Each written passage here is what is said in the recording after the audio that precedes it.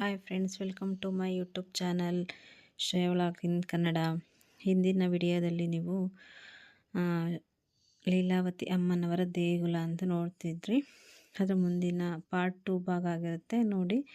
First ನೀವು ಯಾರೇ ಬರೋದಾದ್ರೂ ಕೈ ಮುಕ್ಕೊಂಡು ಬಂದರೆ, ಇದು ದೇವಸ್ಥಾನಕ್ಕಿಂತ ಹೆಚ್ಚು ಇಲ್ಲಿ ಟಿ ವಿ ನ್ಯೂಸ್ ಚಾನಲ್ ಅವರೆಲ್ಲ ಬಂದಿದ್ದರು. ಅವ್ರದ್ದು ಕೂಡ ರಿವ್ಯೂ ಇದೆ, ಅದನ್ನು ನಾನು ತಿಳಿಸ್ತಾ ಹೋಗ್ತೀನಿ ನೋಡಿ. ಇದು ಫಸ್ಟಿಂದ ಲೀಲಾವತಿ ಅಮ್ಮನವರು ಎಷ್ಟು ಫಿಲಮ್ ನಟಿಸಿದಾರೋ ಅದೇ ಥರ ಒಂದೊಂದು ಪೋಸ್ಟರ್ ಮಾಡಿ ಹಾಕಿದ್ದಾರೆ, ನೋಡ್ತಾ ಬನ್ನಿ ಎಷ್ಟು ಚೆನ್ನಾಗಿದೆ. ಇದು ತಾಯಿಗೆ ತಕ್ಕ ಮಗ ಅನ್ನೋದೇ ನಿಲ್ಲಿಸಿದೆ. ಕೆಲವು ಮಕ್ಕಳು ತಾಯಿನೇ ಅನಿಷ್ಟ, ದರಿದ್ರ, ನಿನ್ನ ಮನೆಗಿರೋದ್ರಿಂದ ಹಂಗಾಗುತ್ತೆ, ಒಳ್ಳೇದಾಗಲ್ಲ, ಹಂಗೆ ಹಿಂಗೆ ಅಂತಾರೆ. ಕೆಲವು ಮಕ್ಕಳುಗಳು ತುಂಬ ತಾಯಿನ ಕೀಳಾಗಿ ನೋಡ್ತಾರೆ. ಅಂಥವ್ರಿಗೆ ಇವರು ಒಳ್ಳೆ ಮಾದರಿಯಾಗಿದ್ದಾರೆ. ಹಾಗೆಲ್ಲ ತಾಯಿ ಅಂದರೆ ದೇವ್ರ ಸಮಾನ, ಅವರಿದ್ರೇ ನಾವಲ್ವಾ. ಇವಾಗ ತಾಯಿ ಅನಿಷ್ಟ ಅಂತಾರೆ, ಆ ತಾಯಿ ಅನಿಷ್ಟ ಆಗಿದ್ರೆ ಇವ್ರಿಗೆ ಯಾಕೆ ಜನ್ಮ ಕೊಟ್ಟಿರೋರು, ಇವ್ರನ್ನ ಯಾಕೆ ಬೆಳೆಸಿರೋರು? ನಮ್ಮ ಮನೆಗಿದ್ರೆ ನೀನು ದರಿದ್ರ ಅಂತಾರೆ. ಆ ದರಿದ್ರ ನಿಮ್ಮನ್ನ ಇಟ್ಕೊಂಡು ಓದಿಸಿ ಬೆಳೆಸಿ ಎಲ್ಲ ಮಾಡಿರಲ್ವ. ಇದು ನಾನು ಪ್ರತ್ಯಕ್ಷವಾಗಿ ಕಂಡಂಥ ಮಾತುಗಳಿದು. ಹಾಗಾಗಿ ತಿಳಿಸ್ಕೊಟ್ಟೆ. ಯಾರು ತಾಯಿನ ಆ ಥರ ಎಲ್ಲ ಅನ್ನಕ್ಕೆ ಹೋಗಬೇಡಿ. ಕೆಲವರು ತಾಯಿ ಇರ್ತಾರೆ, ಮಕ್ಕಳಿಗೆ ಜೀವ ಕೊಡೋ ಅಷ್ಟು ಪ್ರೀತಿ ಮಾಡ್ತಿರ್ತಾರೆ. ಅಂಥವ್ರಿಗೆ ಒಳ್ಳೆ ಮಕ್ಕಳು ಇರೋದೇ ಇಲ್ಲ. ಎಲ್ಲ ತಾಯ್ದಿರು ಮಕ್ಕಳಿಗೆ ಅಂದರೆ ಜೀವ ಕೊಡೋಕ್ಕೆ ಇರ್ತಾರೆ, ಆದರೆ ಮಕ್ಳುಗಳು ಮಾತ್ರ ಇರೋದಿಲ್ಲ. ಇದು ಮಾಡ್ತಾರೆ, ಏನಕ್ಕೆ ಏನೋ ಮದುವೆ ಮಾಡ್ಕೊಬಿಟ್ಟಿದ್ದೀನಿ ಅವ್ರ ಹೆಂಡ್ತಿ ಹೇಳಿದ ಕೆಲಸ ಮಾಡಿಕೊಂಡು ಇರುವಂಥದ್ದು ಏನೆಲ್ಲ. ಇವಾಗ ನಮ್ಮ ಮನೆಗೂ ನಮ್ಮ ಅತ್ತೆ ಇದ್ದಾರೆ. ಒಂದು ಮಾತು ಬರುತ್ತೆ, ಇಲ್ಲ ಅಂತ ಅಲ್ಲ. ಅದನ್ನು ಗಂಡ ಯಾವ ಟೈಮಲ್ಲಿ ಹೆಂಡ್ತಿಗೆ ಹೇಳಬೇಕು, ಯಾವ ಟೈಮಲ್ಲಿ ಅಮ್ಮಂಗೆ ಹೇಳಬೇಕು ಅಂತ ಗಂಡ ಅನುಸರಿಸ್ಕೊಂಡ್ರೆ ಈ ತಾಯ್ದಿರು ಅನಿಷ್ಟನೂ ಆಗೋಲ್ಲ, ದರಿದ್ರನೂ ಆಗೋಲ್ಲ, ಏನೂ ಆಗೋಲ್ಲ, ಚೆನ್ನಾಗಿರುತ್ತೆ. ಅದನ್ನು ಅರ್ಥ ಮಾಡ್ಕೋಬೇಕು ಜನ ಅಲ್ವಾ. ನೋಡಿ, ಲೀಲಾವತಿ ಅಮ್ಮನವರು ಒಂದು ಒಳ್ಳೆ ಮಗನಿಗೆ ಜನ್ಮ ನೀಡಿ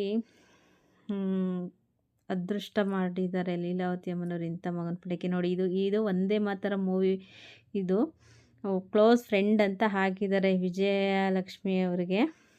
ಪ್ರತಿ ಒಂದು ಮೂವಿದು ಪೋಸ್ಟರ್ ಕೂಡ ಸಿಗುತ್ತೆ ಇಲ್ಲಿ ಬಂದರೆ. ಯಾರು ಈ ಥರ ಕಲಿಯುಗದಲ್ಲಿ ಯಾರು ಈ ಥರ ತಾಯ್ದಿರಿಗೆ ಮಾಡಿರೋಕ್ಕೆ ಚಾನ್ಸ್ ಇಲ್ಲ, ಮುಂದೆ ಮಾಡೋದು ಇಲ್ಲ ಯಾವ ಮಕ್ಳೂ. ನನಗಂತೂ ವಿನೋದ್ ಸರ್ ನೆನೆಸ್ಕೊಂಡ್ರೆ ತುಂಬಾ ಖುಷಿಯಾಗುತ್ತೆ. ಪಾಪ ಅಷ್ಟೇ ದುಃಖನೂ ಕೂಡ ಇರುತ್ತೆ ಅವರಿಗೆ.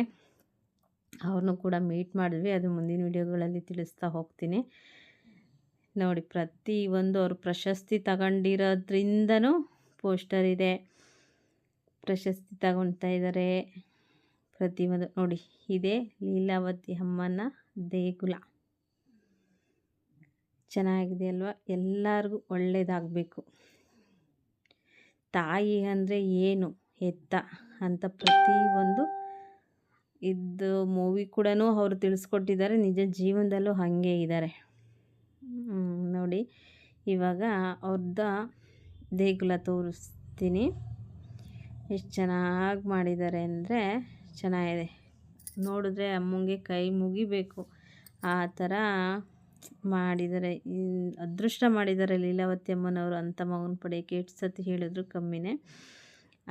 ಬಂದಿರೋ ಜನಗಳಂತೂ ತುಂಬ ಮಾತಾಡ್ತಾಯಿದ್ರು ವಿನೋದ್ ಸರ್ ಬಗ್ಗೆ, ಹೆಂಗಿದ್ರು ಏನು ಎತ್ತ ಅಂತ.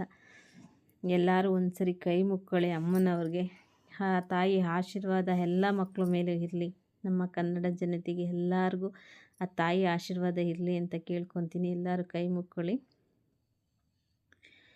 ನೋಡಿ. ಪ್ರತಿಯೊಂದು ನನಗೆ ಅಲ್ಲಿ ಪೋಸ್ಟ್ಗಳು ನೋಡ್ತಾ ಇದ್ದರೆ ಅವ್ರ ಮೂವಿನೇ ಕಣ್ಣು ಎದುರಿಗೆ ಬಂದಂಗೆ ಅನಿಸುತ್ತೆ, ಆ ಥರ ಮಾಡಿದ್ದಾರೆ.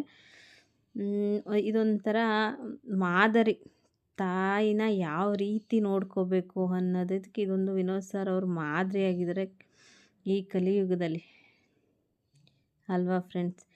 ಈ ಥರ ಯಾವುದೇ ತಾಯಿ ಎಲ್ಲ ಮಕ್ಳಿಗೂ, ಎಲ್ಲ ತಾಯಂದಿರಿಗೂ ಅಂಥ ಮಕ್ಕಳೇ ಹುಟ್ಟಬೇಕು, ಅಂಥ ಮಗ ಇಂಥ ತಾಯಂದಿರ ಹೊಟ್ಟೆಲೇ ಹುಟ್ಟಬೇಕು ಅಲ್ವಾ. ಆವಾಗ ನಮಗೆ ಸಮಾಧಿ ಅನ್ನೋದೇ ಬರೋದಿಲ್ಲ, ಹಂಗಿರುತ್ತೆ ನೋಡಿ. ಮುಂದೆ ಇದೆಲ್ಲ ಅದು ಮಧ್ಯದಲ್ಲಿ ಇದು ಮಾಡಿ ಸುತ್ತ ಅವರ ಪೋಸ್ಟ್ಗಳನ್ನ ಹಾಕ್ತಾ ಬಂದಿದ್ದಾರೆ. ಆವಾಗ ನಮಗೆ ಸಮಾಧಿ ಅಂತ ಬರೋದೇ ಇಲ್ಲ. ಎಲ್ಲ ದೇವಾಲಯಗಳು ಆಗೋಗಿರ್ತವೆ. ಎಲ್ಲ ತಾಯಂದಿರಿಗೂ ಇಂಥ ಮಕ್ಳು ಕೊಟ್ಟು ಇಂಥ ಮಗ ಎಲ್ಲ ತಾಯಂದಿರಿಗೂ ಮಕ್ಕಳಾಗಬೇಕು ಅನ್ನೋದು ಇರುತ್ತೆ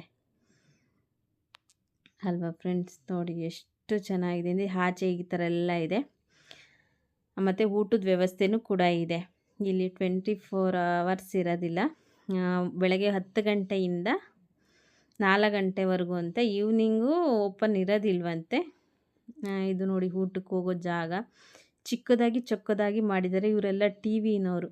ನನಗೂ ಕೇಳ್ತಾ ಇದ್ದೀನಿ ಅವ್ರನ್ನ ಮಾತಾಡಿ ಅಂತ ಅಂದರು. ನಾವು ನ್ಯೂಸ್ ಚಾನಲ್ ಮಾತಾಡಿದ್ವಿ ವಿನೋದ್ ರಾಜ್ ಸರ್ ಬಗ್ಗೆ, ಲೀಲಾವತಿ ಅಮ್ಮನವ್ರ ಬಗ್ಗೆ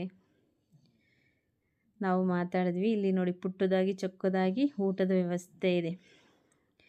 ಅಂದರೆ ಎಷ್ಟು ಒಂಥರ ಪ್ರಸಾದ, ನಮ್ಮ ದೇವಸ್ಥಾನದಲ್ಲಿ ಹೋದರೆ ಪ್ರಸಾದ ತಿನ್ಕೊಂಬರ್ತೀವಲ್ಲ, ಖುಷಿ ಆಗುತ್ತಲ್ಲ, ಅಷ್ಟು ಖುಷಿ ಆಗುತ್ತೆ. ಇದೇ ಚಿಕ್ಕದಾದ ಚೊಕ್ಕದಾದ ದಾಸೋಹ ನಡೆಯುವಂಥ ಜಾಗ. ಚೆನ್ನಾಗಿದೆ. ಬಿಸಿ ಬಿಸಿ ಮಾಡ್ತಾಯಿದ್ದಾರೆ. ಅಂದರೆ 10 ಗಂಟೆಯಿಂದ ಈವ್ನಿಂಗ್ 4 ಗಂಟೆವರೆಗೂ ಇರುತ್ತಂತೆ. ನಾವು ಮಧ್ಯಾಹ್ನ ಅನ್ನಂಗೆ ಹೋದ್ವಿ, ಆವಾಗ ಬಿಸಿ ಬಿಸಿ ಮಾಡ್ತಾಯಿದ್ರು. ಟ್ರಿಪ್ ಖಾಲಿಯಾಗಿ ಇನ್ನೊಂದು ಸರಿ ಮಾಡ್ತಾಯಿದ್ರು ಅವರು. ಈಗ ಎಷ್ಟು ಮಾಡಬೇಕು ಹೆಂಗೆ ಅಂತ ಇನ್ನೂ ಅವ್ರಿಗೆ ಅಂದಾಜಷ್ಟು ಇಲ್ಲ. ಇವಾಗ ಡಿಸೆಂಬರ್ 5ರಿಂದ ತಾನೇ ಶುರುವಾಗಿರೋದು. ಹಾಗಾಗಿ ಮುಂದೆ ಮುಂದೆ ಹೋಗ್ತಾ ಇದು ದೊಡ್ಡದಾಗಿ ಬೆಳೆಯುತ್ತೆ. ಮಾತ್ರ ಪ್ರತಿಯೊಬ್ಬರಿಗೂ ಇಷ್ಟವಾಗುವಂಥ ಜಾಗ ಇದು. ನೋಡಿ ಅವ್ರನ್ನ ಕೇಳಿದ್ವಿ ಎಷ್ಟೊತ್ತರಿಂದ ಎಷ್ಟೊತ್ತಕ್ಕ ಇರುತ್ತೆ ಅಂತ. ಆ ಬ್ರದರ್ ಹೇಳ್ತಾಯಿದ್ರು ಬೆಳಗ್ಗೆ 10ರಿಂದ ಈವ್ನಿಂಗ್ 4 ಗಂಟೆ ತನಕ ಇರುತ್ತೆ. ಆಮೇಲೆ ಸ್ಮಾರಕನೂ ಕೂಡ 4 ಗಂಟೆಗೆ ಕ್ಲೋಸ್, 4-5 ಗಂಟೆ ಕ್ಲೋಸ್ ಮಾಡಿಬಿಡ್ತಾರಂತೆ, ತೆಗ್ದಿರೋದಿಲ್ಲ ಅಂತೆ ಅಷ್ಟೇ. ಏನಿದ್ರು ಬೆಳಗ್ಗೆ 10ರಿಂದ 4 ಗಂಟೆ ತನಕ ಓಪನಿಂಗ್ ಇರುತ್ತೆ. ರುಚಿಯಾಗೂ ಇತ್ತು ಪ್ರಸಾದ, ಚೆನ್ನಾಗೂ ಇತ್ತು. ನಾವು ಕೂಡ ಪ್ರಸಾದನ ತಿಂದ್ವಿ. ಇವರೆಲ್ಲ ಕ್ಲೀನ್ ಮಾಡ್ತಾಯಿದ್ರು ಬರೋವ್ರಿಗೆ. ತಿರ್ಗಾ ಒಂದು ಟ್ರಿಪ್ ತಿಂದಿರ್ತಾರೆ. ಅದೆಲ್ಲ ನೋಡಿ ಎಲ್ಲ ಕೂತಿದ್ದಾರೆ ಊಟಕ್ಕೆ ರೆಡಿಯಾಗಿ. ಈಗ ಪ್ರಸಾದ ವಿತರಣೆನೂ ಕೂಡ ಮಾಡ್ತಾರೆ. ನಾವು ತಿಂದ್ವಿ. ತಿಂದು ಮುಂದೆ ಫಾರ್ಮ್ ಇದೆ, ಅಂದರೆ ಲೀಲಾವತಿ ಅಮ್ಮನವರು ರೆಸ್ಟ್ ಮಾಡೋ ಅಂಥ ಜಾಗಕ್ಕೆ ಹೋದ್ವಿ. ಅಲ್ಲೆಲ್ಲ ನೋಡೋಕ್ಕೆ ಅಂತ ಬಂದ್ವಿ. ಎಷ್ಟು ಚೆನ್ನಾಗೈತೆ ಗೊತ್ತಾ. ಇಲ್ಲೇ ಅವರು ಫಾರ್ಮ್ ಪಕ್ಕನೇ, ಅವರು ಮನೆ ಪಕ್ಕನೇ ಫಾರ್ಮ್ ಇದೆಯಲ್ವ, ಅಲ್ಲೇ ತೋಟದಲ್ಲೇ ಕುತ್ಕೊಂಡು ವಿಶ್ರಾಂತಿ ಎಲ್ಲ ತಗೋರಂತೆ. ಮಗ ಬರೋವರೆಗೂ ಮಲ್ಕೊತಿರ್ಲಿಲ್ವಂತೆ ಅಮ್ಮ. ಇಷ್ಟೊತ್ತಾರು ಬರಲಿಲ್ಲ.